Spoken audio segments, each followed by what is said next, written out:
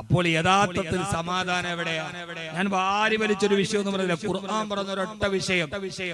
പിന്നെ കല്യാണം വേണ്ട, കല്യാണം വേണ്ട, ബാഗേജിൽ ഷൂസ് മണിഞ്ഞ് ടൗണിൽ ചെത്തി നടക്കാം, 100cc ബൈക്കും അതിലൊരു പൂജാപട്ടും വേണം. പണ്ടൊരു പാട്ട് നമ്മുടെ കലാലയങ്ങളെ വല്ലാതെ ഇളക്കി മറിച്ചൊരു പാട്ടുണ്ട്.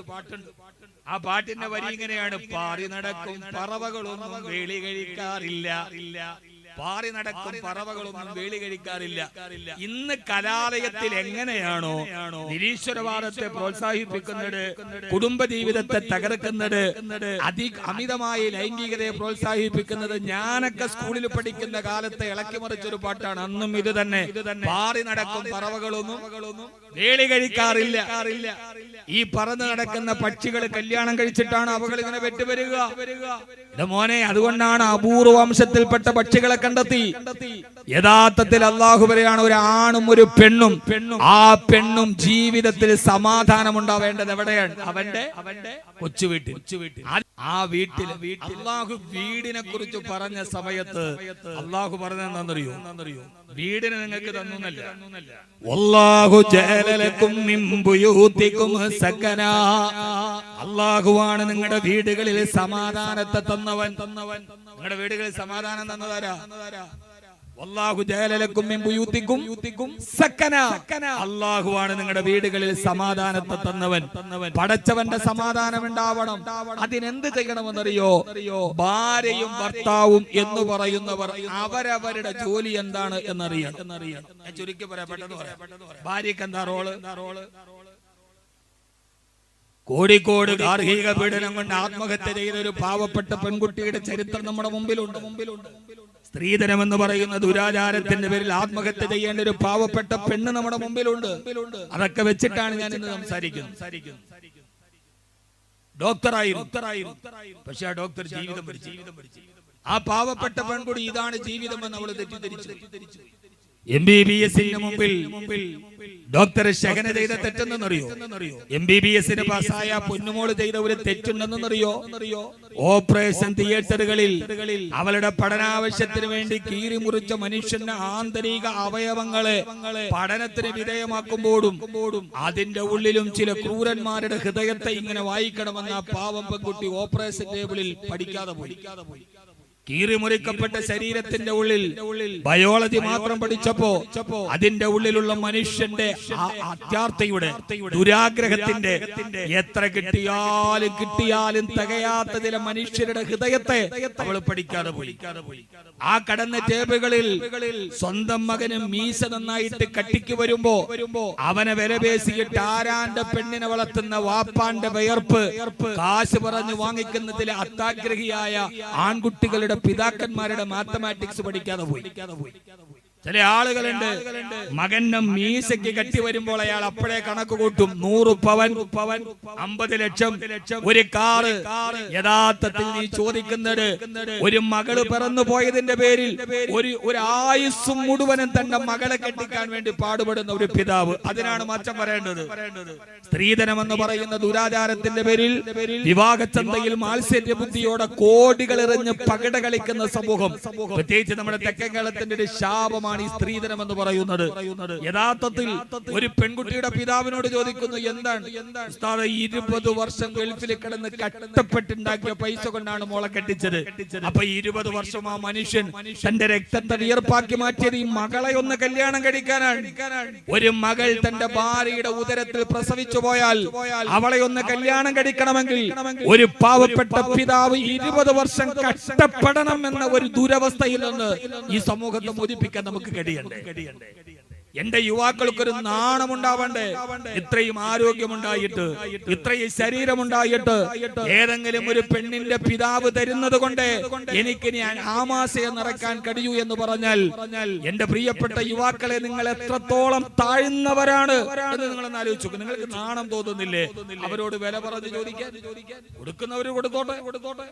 വില പറയാൻ ഒരു പാവപ്പെട്ട പെണ്ണിന്റെ ജീവിതം നഷ്ടപ്പെട്ടു പോകുമ്പോ ഈ ഡോക്ടർമാരോടും എന്റെ പ്രിയപ്പെട്ട സഹോദരിമാരോടും ഞാൻ ഓർമ്മിപ്പിക്കാൻ രണ്ട് ദുഃഖകരമായ വാർത്തകൾ. കാമുകൻ എന്നോട് ഇഷ്ടം പറഞ്ഞ ആൾ സ്ത്രീധനത്തിന് വിലപേശി തന്നെ നമ്പർ ബ്ലോക്കാക്കിയപ്പോ ജീവിതം അവസാനിപ്പിക്കുന്ന പെങ്ങളെ, നീ എവിടെ നിന്നാണ് ജീവിതം പഠിച്ചത്? പടച്ചവൻ തന്ന ഒരു ആയുസ് വേറെ ആർക്കോ വേണ്ടി നശിപ്പിക്കാനുള്ളതാണോ? ഗാർഹിക പീഡനത്തിൽ മനംനൊന്ത് ഒരു പെൺകുട്ടി ആത്മഹത്യ ചെയ്തു. എന്റെ സഹോദരിമാരെ, ആത്മഹത്യയെ കുറിച്ച് ചിന്തിക്കരുത്. നിനക്ക് വില പറഞ്ഞവന്റെ മുമ്പിൽ, നിന്നെ അവഹേളിച്ചവന്റെ മുമ്പിൽ, നിന്നെ പരിഹസിച്ചവന്റെ മുമ്പിൽ, നിന്നെ ചവിട്ടിത്താഴ്ത്തിയവന്റെ മുമ്പിൽ തല ഉയർത്തിയിട്ട് ജീവിച്ച് കാണിക്കണം. അതാണ് സ്ത്രീ. ആ കരുത്തുണ്ടാവണം സ്ത്രീക്ക്. അള്ളാഹു നമുക്ക് തൗഫീഖ് നൽകട്ടെ. ഈ സ്ത്രീധനം എന്ന ദുരാചാരത്തിന്റെ മേൽ നമ്മൾ കൈവക്കേണ്ടതുണ്ട്. എന്റെ പ്രിയപ്പെട്ട സഹോദരങ്ങളെ, യഥാർത്ഥത്തിൽ ഇവിടെ ഒന്ന് സ്ത്രീധനം, രണ്ടാമത്തേത് ഗാർഹിക പീഡനം. ആ വരുന്ന ഒരു വീഡിയോയിലുണ്ട്, അടിക്കാൻ പോകുന്ന ആള് ചോദിക്കുന്നുണ്ട്, ആണുങ്ങളുടെ മുമ്പിൽ ശബ്ദമുയർത്തി സംസാരിക്കുന്നോടി, ആണുങ്ങളുടെ മുമ്പിൽ പെണ്ണ് ശബ്ദമുയർത്താൻ പാടില്ല എന്ന ഒരു അലിഖിത നിയമം നമ്മൾ ഇവിടെ എഴുതി വെച്ചിട്ടുണ്ട്. ഞാൻ അതിന്റെ വിശദാംശങ്ങളിലേക്ക് പറ്റിയ പറയാം സമയമുണ്ടെങ്കിൽ. ഇവിടെ യഥാർത്ഥത്തിൽ നമ്മൾ മനസ്സിലാക്കേണ്ടത് ഭാര്യയ്ക്കും ഭർത്താവിനും എന്താണ് ജോലി, ആ ജോലിയാണ് നമ്മൾ അറിയേണ്ടത്. എന്നാലേ നമ്മുടെ കുടുംബത്തിൽ സമാധാനമുണ്ടാവൂ. ഭാര്യ ഇണകൾ എന്ന് മാത്രമേ ഉള്ളൂ. ഭാര്യ എന്ന് പറഞ്ഞാൽ ഭരിക്കപ്പെടേണ്ടവൾ, ഭർത്താവ് എന്നാൽ ആണുങ്ങൾക്ക് തീരെ വാത് പിടിക്കണല്ലോ. ഭാര്യ ഭരിക്കപ്പെടേണ്ടവൾ, ഭർത്താവ് ഭരിക്കുന്നവൻ. ഭരിക്കാനുള്ള അവകാശവും തന്നിട്ടില്ല. അവൾ ഭരിക്കപ്പെടേണ്ടവളാണ് എന്ന വിധേയത്വവും അത് ഭാഷയുടേതാണ്. ഖുർആനിൽ എവിടെയും നിങ്ങളെ രണ്ടുപേരെയും തുല്യ പ്രാധാന്യമുള്ള ഇണകളായിട്ടാണ് ഞാൻ സൃഷ്ടിച്ചിട്ടുള്ളത്. ഇണകളാണ്, ഭാര്യ ഭർത്താവും ഇല്ല. അത് നമ്മുടെ മലയാള ഭാഷയുടേതാണ്. അല്ലാഹുവിന്റെ റസൂൽ പറഞ്ഞതോ സൗജൈനി, ഇണകൾ, അങ്ങോട്ടും ഇങ്ങോട്ടും സാന്ത്വനം നൽകുന്ന, അങ്ങോട്ടും ഇങ്ങോട്ടും സമാധാനം കൊടുക്കുന്ന, അങ്ങോട്ടും ഇങ്ങോട്ടും ജീവിതത്തെ പങ്കിട്ടെടുക്കുന്ന തുല്യ പ്രാധാന്യമുള്ള രണ്ട് ഇണകളായിട്ടാണ് ഈ കൊക്കുരുമ്മി നിൽക്കുന്ന ഈ മാടപ്രാവുകളെ പോലെ പരസ്പരം പ്രണയാർദ്രമായി ജീവിക്കുന്ന രണ്ട് ഇണകളായിട്ടാണ് അള്ളാഹുവിന്റെ ഖുർആൻ ഭാര്യ ഭർത്താക്കന്മാരെ അടയാളപ്പെടുത്തിയിട്ടുള്ളത്. സാങ്കേതിക പദത്തിൽ ഭാര്യ എന്ന് പറയാൻ പരസ്പരം പ്രണയാതുരമായി, സ്നേഹാതുരമായി, സന്തോഷത്തോടെ അങ്ങോട്ടും ഇങ്ങോട്ടും കൊടുത്തും പങ്കുവെച്ചും അലിഞ്ഞു ചേരുന്ന ഒന്നിനെയാണ് ഖുർആൻ പറയുന്നത് സൗജൈനി, ഇണകൾ. ഭാര്യ ഭർത്താവ് എന്നത് മലയാള ഭാഷയാണ്. അങ്ങനെ പലതുണ്ട്. ആട്ടേയും നമ്പലാം, പാറ്റേയും നമ്പലാം, കാട്ടാനയും നമ്പലാം, കാട്ടുപുലിയെയും നമ്പലാം, ചേല ചുറ്റിയ പെണ്ണിനെ നമ്പിനാൽ തണ്ടലാം. നിങ്ങൾക്ക് തമിഴ് അറിയാലോ? ഇവിടെ തമിഴ് പറയണേ, കൊഞ്ചം ഒരു മലയാളവും തമിഴും എല്ലാം കൂടെ സാമ്പാർ ഊത്തട ഊത്ത് കസറം പിടുന്തോട്ട പിടുന്തോട്ട്. ആട്ടിയെയും നമ്പലാം, പാട്ടയെയും നമ്പലാം, കരിമ്പുലിയെയും നമ്പലാം, കാട്ടാനയും നമ്പലാം, ചേല ചുറ്റിയ പെണ്ണിനെ നമ്പനാൽ തണ്ടലാം എന്ന് പറഞ്ഞ ഞാനല്ല. തിരുവള്ളുവരുടെ തിരുക്കുറൽ എന്ന് പറയുന്ന ഒരു ഗ്രന്ഥമുണ്ട്. അതില് തിരുക്കുറൽ പറഞ്ഞതാണ്, തിരുവള്ളുവർ പറഞ്ഞതാണ് തിരുക്കുറലിൽ സ്ത്രീയെ കുറിച്ച്. ചങ്ങമ്പുഴ പറഞ്ഞ എന്താണെന്നറിയോ? തക്കമ്പോൾ പറയുവാനുള്ളൊരാ സാമർത്ഥ്യത്തെ തൽക്കാലം നമുക്കെല്ലാം സ്ത്രീ എന്നു വിളിച്ചിടാം എന്ന് ചങ്ങമ്പുഴ സ്ത്രീ അടയാളപ്പെടുത്തി. ചങ്ങമ്പുഴ പറഞ്ഞത് പട്ടിയെയും പെണ്ണിനെ ഭാര്യയെയും എത്രത്തോളം തല്ലാമോ അത്രത്തോളം തല്ലാം എന്നാണ്. ലാ ബൗലായെ, സ്ത്രീ ഒന്നാം ദിവസം ഭാര്യയും, സ്ത്രീ ഒന്നാം ദിവസം ഭാര്യയും, രണ്ടാം ദിവസം അതിഥിയും, മൂന്നാം ദിവസവും ശല്യവുമാണെന്ന് ബെഞ്ചമിൻ. ലോകത്തെല്ലാവരും പറയാ സമാധാനമില്ല, സമാധാനം ഇല്ല. എവിടെ സമാധാനം കിട്ടുക? കള്ളു കുടിക്കണവനോട് നിങ്ങൾ ചോദിക്കുക, എന്തിനാ കള്ളു കുടിക്കണം? എല്ലാം മറന്നു ഉറങ്ങാൻ. ലഹരിക്കടിമയായ ഒരുത്തനോട് ചോദിക്കുക, നീ എന്തിനാണ് ഇങ്ങനെ ലഹരി? എന്റെ സങ്കടങ്ങൾ മറക്കാൻ. വഴിതെറ്റി നടക്കുന്ന ഒരാളോട് ചോദിക്കുക, എന്തിനാണ് ഇങ്ങനെ? വീട്ടിൽ പോകാതെ കടത്തിണ്ണയിൽ ഇരിക്കുന്നവനോട് ചോദിക്കുക, എന്തിനാണ് ഇങ്ങനെ? എല്ലാം മറക്കാൻ, സമാധാനം കിട്ടാൻ.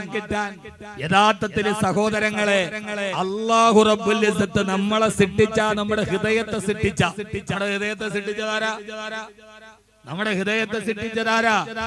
1 മിനിറ്റിൽ 72 പ്രാവശ്യം സ്പന്ദിക്കുന്ന 2 സ്പന്ദനങ്ങളുടെ ഇടയിൽ 0.34 സെക്കൻഡുകളുടെ ഇടയിൽ വിശ്രമം കൊടുത്ത് 1 മിനിറ്റിൽ 72 പ്രാവശ്യം സ്പന്ദിക്കുന്ന ഈ ഹൃദയത്തെ നമുക്ക് തന്നതാരാ?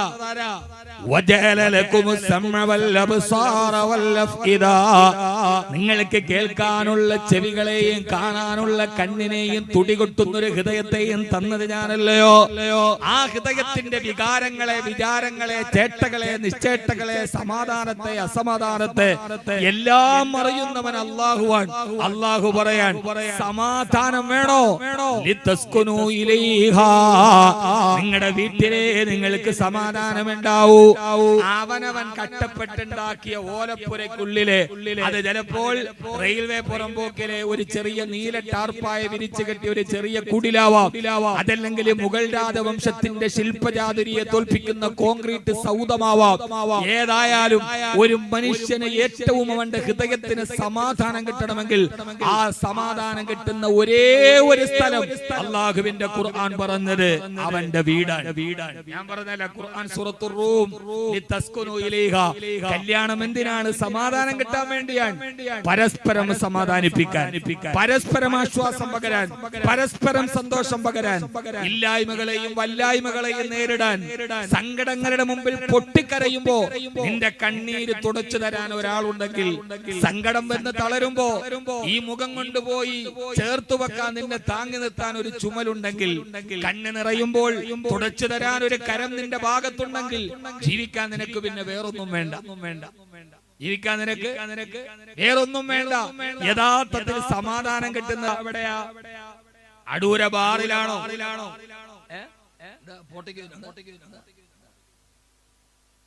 ആ സമാധാനം എത്ര വരെ? അരമണിക്കൂർ. കെട്ടിറങ്ങിയാലോ? കെട്ട് വീണപ്പോ പൊട്ടിച്ചതിന്റെ കഥ ഓർത്ത് വീണ്ടും അസമാധാനമാണ്. ഞാൻ സമയം വളരെ കുറവായതുകൊണ്ട് എന്റെ പ്രിയപ്പെട്ട സഹോദരങ്ങളോട്, നമ്മളെല്ലാവരും ഒരു കൊച്ചു വീട്ടിൽ സ്വപ്നങ്ങളുമായി ജീവിക്കുന്നവരാണ്. നമ്മളെല്ലാവരും ഒരു ചെറിയ വീട്ടിൽ 1000 സ്വപ്നങ്ങളുമായി, കണക്കുകൂട്ടലുകളുമായി, ജീവിതത്തിന്റെ പെടാപ്പാടുകളുമായി, ഒരു കുടുംബനാഥനും ഒരു കുടുംബനാഥയുമായി ജീവിക്കുന്ന ആളുകളാണ് നാം. അല്ലേ? ആണോ? നമ്മുടെ മുമ്പിൽ ഇപ്പോൾ ലൈവായി നിൽക്കുന്ന ഒരു വിഷയം മിശ്ര വിവാഹം. വിവാഹം വേണ്ട എന്ന് തന്നെ വാദിക്കുന്ന, വിവാഹം എന്നത് ഒരു അബദ്ധമാണ്. എന്റെ ജീവിതത്തിൽ സംഭവിച്ച ഏറ്റവും വലിയ അബദ്ധം ഒരു കുടുംബ ജീവിതമാണ് എന്ന് പറയുന്ന സംവിധായകനും ആ സംവിധായകൻ ഡയറക്ഷൻ ചെയ്ത ഫിലിം ഏറ്റവും വലിയ ഹിറ്റായി മാറുകയും അതിന്റെ ഒരു മെസ്സേജ് എന്ന രീതിയിൽ നമ്മുടെ യുവതലമുറ വിവാഹം, കുടുംബജീവിതം എന്നത് ഒരു മനുഷ്യന്റെ ജീവിതത്തിൽ വരുന്ന തെറ്റാണ്, അത് ഒഴിവാക്കപ്പെടേണ്ടതാണ് എന്ന ഒരു മെസ്സേജ് നമ്മുടെ കേരളത്തിലെ പ്രധാനപ്പെട്ട ഒരു സമൂഹത്തിന്റെ ഇടയിൽ നിലനിൽക്കുന്ന സമയത്താണ് ഞാൻ ഇത് പറയുന്നത്. എനിക്ക് ആമുഖം പറയാനല്ല സമയമില്ല, 1 മണിക്കൂറാണ് എന്റെ മുമ്പിലുള്ളത്. അതുകൊണ്ട് ആരോടെങ്കിലും പുതിയ സംവിധായകൻ, ആ സംവിധായകൻ ഒരു കോളേജിലേക്ക് പ്രസംഗിക്കാൻ ക്ഷണിക്കപ്പെടുന്നു. അവിടെ വരുന്ന യുവാക്കളോട് അദ്ദേഹത്തിന്റെ വാദം പറഞ്ഞാൽ ആ സമൂഹം, വിദ്യാർത്ഥികൾ വഴിതെറ്റുമെന്ന രീതിയിൽ അദ്ദേഹത്തിന്റെ ക്ഷണം നിരസിക്കപ്പെടുന്നത് കൊണ്ട് അദ്ദേഹത്തെ കൊണ്ട് പ്രസംഗിച്ച മതിയാകൂ എന്ന് മറുവിഭാഗം പ്രസംഗിക്കാൻ വേദി ഒരുക്കുന്നു. ആ സംവിധായകന്റെ പുതിയ ഹിറ്റായ സിനിമയാണല്ലോ നമ്മുടെ എല്ലാവരുടെയും ഇപ്പോൾ ഏറ്റവും പ്രധാനപ്പെട്ട റോൾ മോഡൽ സിനിമയാണ്. കുടുംബജീവിതങ്ങൾ തകർന്നു പോകാനുള്ള പ്രധാനപ്പെട്ട കാരണം എന്താണ്? 5 മിനിറ്റ് കൊണ്ട് കൃത്രിമമായി അഭിനയിക്കുന്ന റീലുകൾ കണ്ടിട്ട് അതാണ് റിയൽ ലൈഫ് എന്ന് തെറ്റിദ്ധരിച്ചു പോകുന്ന ഭാര്യ ഭർത്താക്കന്മാരുടെ കുടുംബജീവിതങ്ങളാണ് പലപ്പോഴും തകർന്നു പോവുക. 5 മിനിറ്റത്തെ റീലുകളാണ് ജീവിതം എന്ന് കരുതുന്നവർ, അത് പിണങ്ങിയിരിക്കുന്ന ഭർത്താവിന് അയച്ചു കൊടുക്കുന്നവർ, ആ റീലുകളാണ് ജീവിതം എന്ന് കരുതുന്നവർ, കൃത്രിമമായ അഭിനയത്തിന്റെ പാഠങ്ങളെ യഥാർത്ഥ ജീവിതവുമായി ചോർത്തുവെക്കുന്നവർ. അങ്ങനെ വിവാഹം എന്ന് പറയുന്നത് ഒരു അബദ്ധമാണ്. ആ വിവാഹത്തിന് ശേഷമുണ്ടാകുന്ന കുടുംബജീവിതം ഒരു ആണിന്റെയും പെണ്ണിന്റെയും സ്വാതന്ത്ര്യത്തെ ഹനിക്കുന്നതാണ് എന്ന ഒരു വലിയ സന്ദേശം നമ്മുടെ ഒരു യുവാക്കളുടെ ഇടയിൽ ഇപ്പോൾ നടക്കുന്നുണ്ട്. ആ നടക്കുന്നത് ഒരു സിനിമയെ ചുറ്റിപ്പറ്റിയിട്ടാണ്. യഥാർത്ഥത്തിൽ ഈ യുവാക്കൾക്കും യുവതികൾക്കും ഒക്കെ ഒരു ചോദ്യം ഉണ്ടാവാം, കല്യാണം കഴിച്ചില്ലെങ്കിൽ എന്താ?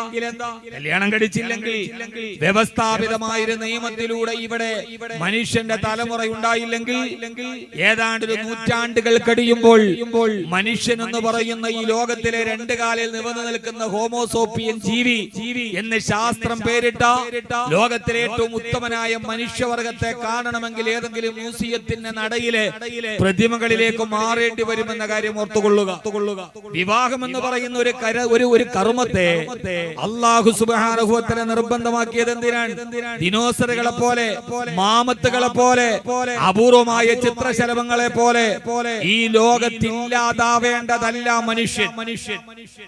മനുഷ്യൻ എന്നത് അള്ളാഹുവിന് സിട്ടാവായ അള്ളാഹുവിന് നിർബന്ധമുണ്ട്. കാരണം അള്ളാഹുവിന്റെ പ്രതിനിധിയായി ഭൂമി ലോകത്തേക്ക് അയക്കപ്പെട്ട 8 കോടിയോളം വരുന്ന ജീവജാലങ്ങൾ അധിവസിക്കുന്ന ഈ ഭൂമിയിൽ ആ ജീവജാലങ്ങളിൽ ഏറ്റവും അഗ്രഗണ്യനായ മനുഷ്യൻ, അവനെ അല്ലാഹു സുബ്ഹാനഹു വ തആല ഈ ലോകത്തേക്ക് അനുഭവിച്ചതോ ഈ ലോകത്തുള്ള 8 കോടിയോളം വരുന്ന ജീവജാലങ്ങളിൽ പടച്ചതമ്പുരാൻ ആദരിച്ചു ബഹുമാനിച്ചു വിട്ട വലഖദ് കറംനാ ബനി ആദം വലഖദ് കറംനാ ബനി ആദം വഹമൽനാഹും ഫിൽ ബർരി വൽ ബഹ്ർ വഫളൽനാഹും അലാ കസീരിൻ മിമ്മൻ ഖലഖനാ തഫ്ളീലാ. ജഗന്നേന്താവായ സർവ്വലോകത്തിന്റെയും ഈ അഖിലലോക ബ്രഹ്മാണ്ഡ ഘടാകത്തെ സൃഷ്ടിച്ചു പരിപാലിച്ചു പോകുന്ന അല്ലാഹു സുബ്ഹാനഹു വ തആലയ്ക്ക് നിർബന്ധമുണ്ട്, മനുഷ്യ നീ മാമത്തുകളെ പോലെയല്ല, നീ ദിനോസറുകളെ പോലെയല്ല, ഈ ഭൂലോകത്തുള്ള 8 കോടി ജീവജാലങ്ങളെ പോലെയല്ല മനുഷ്യന്. 7,99,999 ജീവികൾക്കില്ലാത്ത ഒരു പ്രത്യേകത അല്ലാഹു മനുഷ്യന് നൽകിയിട്ടുള്ളത് മറ്റൊന്നുമല്ല. വലഖദ് കറംനാ ബനി ആദം, ആദം സന്തതികളെ ഞാൻ ബഹുമാനിച്ചിട്ടുണ്ട്. അല്ലാഹു സുബ്ഹാനഹു വ തആല സിട്ടാവായ റബ്ബ് സുബ്ഹാനഹു വ തആല ആദരിച്ചു എന്ന് മാത്രമല്ല, ഇന്നി ജാഇലുൻ ഫിൽ അർദി ഖലീഫ, ഈ പ്രപഞ്ച ലോകത്ത് അല്ലാഹുവിന്റെ ഖലീഫയായി അല്ലാഹു നിശ്ചയിച്ചതാണ് മനുഷ്യനെ.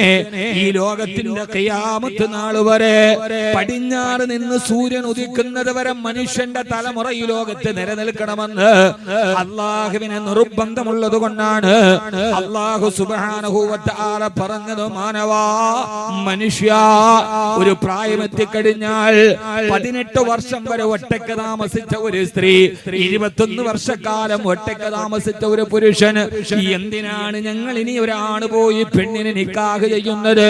എന്തിനാണ് വിവാഹ ജീവിതത്തിലോട്ട് കടന്നു പോകുന്നത്? ഈ ആർഭാടങ്ങൾ എന്തിന്? ഈ കൂട്ടിച്ചേർക്കലുകൾ എന്തിന്? ഈ വൈവാഹിക ജീവിതത്തിന്റെ സങ്കീർണതകൾ എന്തിന്? ഈ പ്രയാസങ്ങൾ എന്തിന്? സഹോദര സഹോദരി, അല്ലാഹു സുബ്ഹാനഹു വ തആല പറയുന്നത് എന്തെന്നറിയോ? അല്ലാഹു ഈ കൂടിച്ചേരലിനെ, വിവാഹത്തെ തീരുമാനിച്ചത് മനുഷ്യന്റെ തലമുറ ഈ ലോകത്ത് നിലനിൽക്കാൻ വേണ്ടിയാണ്. മനുഷ്യ നീ പക്ഷികളെ പോലെയല്ല, പറവകളെ പോലെയല്ല, നാൽക്കാലികളെ പോലെയല്ല, ഏകകോശ ജീവിയായ അമീബയെ പോലെയല്ല.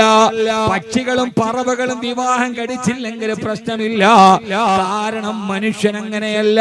അവനെ അല്ലാഹു ആദരിച്ചവരാണ്, അല്ലാഹു ആദരിച്ചവനാണ്. അതുകൊണ്ട് നിന്റെ ജീവിതം ഭൂമിയിൽ അവസാനിക്കുന്നതല്ല. ഈ ദുനിയാവ് കഴിഞ്ഞ് ഖബർ കഴിഞ്ഞ് മഹ്ശറയിലെത്തി അല്ലാഹുവിന്റെ സ്വർഗ്ഗത്തിൽ വരെ ഭാര്യ ഭർത്താക്കന്മാരായി ജീവിക്കേണ്ടവരാണ് നിങ്ങൾ. അതുകൊണ്ട് മനുഷ്യ തലമുറയുടെ ഏറ്റവും പ്രധാനപ്പെട്ട നിലനിൽപ്പിനാണ് വിവാഹത്തെ അല്ലാഹു നിശ്ചയിച്ചതെന്ന് അല്ലാഹുവിന്റെ വിശുദ്ധ ഖുർആൻ ഒരു വിശ്വാസികൾ എന്ന നിലക്ക് യഥാർത്ഥത്തിൽ ഈ പ്രസംഗം ലൈവായി പോകുന്നുണ്ടാവാ. ഈ വിവാഹത്തിന്റെ നിയമങ്ങളെ കുറിച്ച് ഞാൻ പറയുന്നത് പ്രാഥമികമായി പറയട്ടെ. നാളെ വിവാദങ്ങളോ ട്രോളുകൾ ഉണ്ടായാലും ഞാനിത് പറയുന്നത് മതവിശ്വാസികളോടാണ്. മതത്തിലടിയുറച്ച് വിശ്വസിക്കുന്ന ഈ ഭൂമിക്കപ്പുറം നാളെ പച്ചമണ്ണിൽ നിന്ന് പടച്ചെടുത്ത പടച്ചറപ്പിന്റെ മുമ്പിൽ പരലോകത്തൊരു ജീവിതമുണ്ടെന്ന് അടിയുറച്ച് വിശ്വസിക്കുന്ന ഈ ഭൂമിയിൽ ചെയ്യുന്നതിനെല്ലാം പടച്ചവന്റെ മുമ്പിൽ വിചാരണ നേരിടണമെന്ന് ഉറച്ചു വിശ്വസിക്കുന്ന മതവിശ്വാസികളോടാണ് ഈ മതത്തിന്റെ നിയമങ്ങൾ പറയുക. ഭൗതികവാദികളോടല്ല, നിരീശ്വരവാദികളോടല്ല, സന്ദേഹവാദികളോടല്ല, അല്ലാഹുവിലും അടിയുറച്ച് വിശ്വസിക്കുന്ന മൻകാന യുമിനു ബില്ലാഹി വൽ യൗമിൽ ആഖിർ, അല്ലാഹുവിലും ഏകനായ ഈ ദുനിയാവിനെ സൃഷ്ടിക്കുകയും പരിപാലിക്കുകയും സംഹരിക്കുകയും എനിക്ക് ജന്മം നൽകുകയും എനിക്ക് ആവശ്യത്തിന് ഭക്ഷണവും ആരോഗ്യവും എന്ന് വേണ്ട, ഞാൻ ചോദിക്കാതെ എനിക്ക് ആവശ്യമുള്ള എല്ലാം തരുന്ന എന്റെ റബ്ബിന്റെ നിയമത്തിന്റെ പുറകിലാണ് എന്റെ ജീവിതമെന്ന് അടിയുറച്ചു വിശ്വസിക്കുന്നവരോടാണ് അല്ലാഹുവിന്റെ ഖുർആൻ പറയുന്നത്. അതുകൊണ്ട് പുരോഗമനവാദത്തിന്റെയും നിരീശ്വരവാദത്തിന്റെയും പുതിയ നിയമങ്ങളെ നമ്മുടെ യുവാക്കളുടെ ഇടയിലേക്ക് അടിച്ചേൽപ്പിക്കുമ്പോ വിവാഹം വേണ്ട, കുടുംബ ജീവിതം സങ്കീർണമാണ്. ആരെ കണ്ടാലും ഒരു പെണ്ണിനെ കണ്ടാലും ഭോഗിക്കുക, അവളുമായി കിടപ്പറ പങ്കിടുക, അവളോടുള്ള ആസക്തി തീർന്നാൽ അടുത്തവളുടെ കിടപ്പറയിലോട്ട്, ഇങ്ങനെ ആണും പെണ്ണും അവന്റെ ആസക്തിക്ക് മാത്രം ഭോഗിക്കുകയും ആസക്തി തീർന്നാൽ വലിച്ചെറിയുകയും അടുത്തവളുടെ കിടപ്പറയുടെ ചൂടും ചൂരും അനുഭവിക്കുന്ന പുതിയ കാലങ്ങളെ നമ്മുടെ യുവാക്കളിലേക്ക് വലിച്ചു കയറുമ്പോ മാനുഷികത എന്താണ്, ദൈവീകത എന്താണ്, നന്മയേത് തിന്മയേത്, നീതിയേത് അനീതിയേത്, സത്യമേത് വെളിച്ചമേത്, ശ്ലീലമേത് അശ്ലീലമേത് എന്ന് പഠിപ്പിച്ചു കൊടുക്കേണ്ട കലാലയങ്ങളുടെ ഉള്ളിൽ പോലും കാരൊടുക്കിന്റെ കാലഘട്ടത്തിന്റെ കാലൊച്ചകൾ കാലേ കൂട്ടി കണ്ടറിയുന്ന കാവൽപ്പണി ആളുകളെ പിണഞ്ഞെടുക്കേണ്ട കലാലയത്തിന്റെ കന്മതിലുകളുടെ ഉള്ളിൽ ഈ നിരീശ്വരവാദത്തിന്റെ കുടുംബ ജീവിതത്തെ തള്ളിപ്പറയുന്ന ഒരു മനുഷ്യന്റെ ലൈംഗികതയ്ക്ക് മാത്രം പ്രാമുഖ്യം കൊടുക്കുന്ന അവകാശവാദങ്ങൾ കടന്നു വരുമ്പോ പുതിയ സിനിമകളും സംവിധായകരും അവരുടെ മെസ്സേജുകളെ ഇങ്ങനെ ഫോർവേഡ് ചെയ്യുന്നവരും സഹോദരാ സഹോദരി വേണ്ട, അല്ലാഹുവിന്റെ വിശുദ്ധമായ ഖുർആൻ പറയുകയാ, നിങ്ങൾക്ക് വിശുദ്ധമായ ജീവിതത്തിൽ സമാധാനം വേണോ?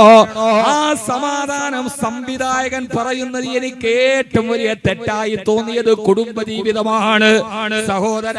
അല്ല അല്ല, അത് ഓരോരുത്തരുടെ അനുഭവങ്ങൾക്കനുസരിച്ചാണ്, ഓരോരുത്തരുടെ ജീവിതത്തിൽ കിട്ടുന്നതനുസരിച്ചാണ്. അല്ലാഹു സുബ്ഹാനഹു വ തആല ചോദിക്കുകയാ, സമാധാനത്തോടെ നിങ്ങൾക്ക് ജീവിക്കാൻ കഴിയണോ? സന്തോഷത്തോടെ ജീവിതം മുന്നോട്ട് പോകണോ? എവിടെയാണ് നിങ്ങളുടെ സമാധാനം ഉണ്ടാകുന്നത്? യുവാക്കളെ, യുവതികളെ, ഞാനിവിടെ വന്നപ്പോഴേ എല്ലാവരും പറഞ്ഞു യുവാക്കളോടൊരു വിഷയം പറയണം. ആ യുവാക്കളുടെ വിഷയം മദ്യമല്ല, അവരുടെ വിഷയം ലഹരിയല്ല.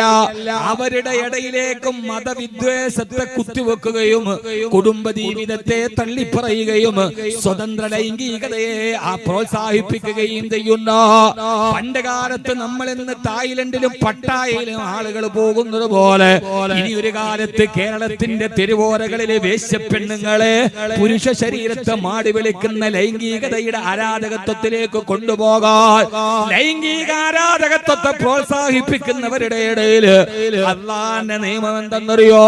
ഇത് മുസ്ലിമിന്റെ മാത്രമല്ല, ഹൈന്ദവന്റെ മാത്രമല്ല, ക്രിസ്ത്യാനിയുടെ മാത്രമല്ല, എല്ലാവരും പറയുന്നത് നിങ്ങൾക്ക് സമാധാനം എവിടെയാ കിട്ടുക?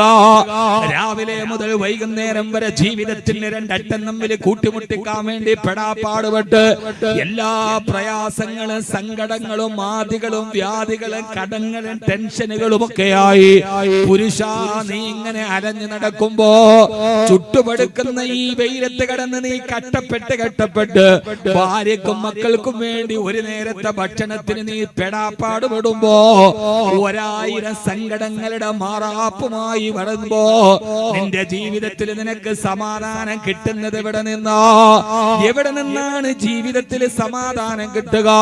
എന്നെ കേൾക്കാൻ എന്റെ പ്രിയപ്പെട്ട യുവാക്കളോട്, യുവതികളോട്, സഹോദരങ്ങളെ, രാവിലെ മുതൽ വൈകുന്നേരം വരെ അങ്ങകലെ ഈ വിവര സാങ്കേതിക വിദ്യയുടെ വിദൂര സാധ്യതകളെ സ്വായത്തമാക്കിയപ്പോ കുമിഞ്ഞു വന്നുന്ന ബാർ ഹോട്ടലുകളിലെ അരണ്ട നീള വെളിച്ചത്തില് നുരഞ്ഞു പുതയുന്ന ബാർ ഹോട്ടലുകളുടെ കുപ്പികളുമായിട്ട് കൂട്ടിമുട്ടുമ്പോഴല്ല ചൊരുക്കുന്ന കള്ളും മയക്കും കറുപ്പും അരിഞ്ഞാട്ടമാടി തെറിക്കുന്ന പെണ്ണും ചലച്ചിത്ര നീല പടർപ്പിൻ കൊടുപ്പും ചിരാനന്ദലബ്ധിക്കും മറ്റെന്തു വേണം എന്ന് പാടിയിട്ട് ബാറുകളിലും കഞ്ചാവിലും ലഹരിയില് സമാധാനം തേടുന്ന യുവതലമുറകളെ എന്റെ പ്രിയപ്പെട്ട മുസ്ലിം ചെറുപ്പക്കാരാ, പടച്ച തമ്പുരാൻ പറയാ, നിന്റെ മനസ്സിന് സമാധാനം വേണോ? വമിൻ ആയാതിഹി അൻ ഖലഖലകും മിൻ അൻഫുസികും അസ്വാദൻ ലിതസ്കുനൂ ഇലൈഹാ വജഅല ബൈനകും മവദ്ദതൻ വറഹ്മ ഇന്ന ഫീ ദാലിക ലആയാതിൻ ലിഖൗമിൻ യതഫക്കറൂൻ. സൂറത്തുർ റൂമിലെ ഒരേ ഒരായത്തിന്റെ അർത്ഥം പറഞ്ഞ് ഞാൻ ഇൻഷാ അല്ലാഹ് അവസാനിപ്പിക്കും. അല്ലാഹു പറയാണ്, വമിൻ ആയാതിഹി, അല്ലാഹുവിന്റെ അപാരമായ ദൃഷ്ടാന്തമാണ്, അൻ ഖലഖലകും മിൻ അൻഫുസികും അസ്വാജാ, നിങ്ങളുടെ ശരീരത്തിൽ നിന്ന് നിങ്ങൾക്കുള്ള ഇണകളെ അവൻ സൃഷ്ടിച്ചു തന്നിട്ടുണ്ട്. എന്തിനാണ് ഇണകളെന്നറിയോ? ഭാര്യക്ക് ഭർത്താവ് എന്തിനാ, ഭർത്താവിന് ഭാര്യ എന്തിനാ? ലിതസ്കുനൂ ഇലൈഹാ, നിങ്ങളുടെ ഹൃദയത്തിന് പരസ്പരം സമാധാനം ഉണ്ടാവാനാ. ഈ റിഫായി നേർച്ചയിൽ തടിച്ചുകൂടിയ പ്രിയപ്പെട്ട സഹോദരങ്ങളോട് സഹോദരിമാരോട് വൈവാഹിക കുടുംബ ജീവിതത്തിൽ സമാധാനം ഉണ്ടാവണോ? അല്ലാഹ് പറയാണ്, ലിതസ്കുനൂ ഇലൈഹാ, പ്രയാസങ്ങൾ വരുമ്പോ പരസ്പരം സമാധാനം കിട്ടാൻ കഴിയുന്നത് ഭാര്യ ഭർത്താവിനാണ്, ഭർത്താവിന് ഭാര്യക്കാണ്. നിങ്ങളുടെ ജീവിതത്തിലെ സമാധാനം നിങ്ങളുടെ ഇണകൾക്ക് നിങ്ങൾക്ക് തരാൻ കഴിയൂ എന്ന് അല്ലാഹുവിന്റെ വിശുദ്ധ ഖുർആൻ. നിങ്ങൾക്ക് സമാധാനം വേണോ? ആ സമാധാനം ലിതസ്കുനൂ ഇലൈഹാ, അത് നിങ്ങളുടെ കുടുംബത്തിന്റെ ഉള്ളിലാണ് എന്ന് ഖുർആൻ. കുടുംബജീവിതമാണ് എന്റെ പാളിച്ച എന്ന് സംവിധായകൻ അല്ല. ഏറ്റവും വലിയ സന്തോഷം എവിടെയാ? ഒരു മനുഷ്യന്റെ സന്തോഷം കിട്ടുന്ന സ്ഥലേതാ? അവന്റെ വീടാണ്.